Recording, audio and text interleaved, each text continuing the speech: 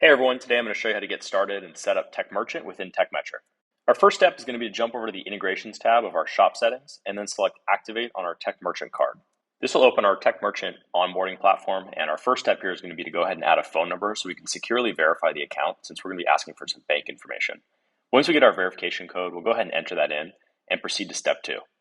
Here we'll answer some questions pertaining to our business. You can see we have some options. We'll go ahead and select individual here.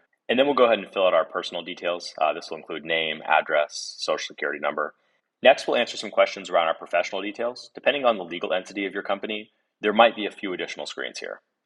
Once we're completed with that, we'll need to go ahead and select a bank to receive our payouts. Using the dropdown, you can search for your bank, or for this example, we'll go ahead and just enter our details manually. Since we're linked to a test environment for demo purposes, we'll just use this fake test account.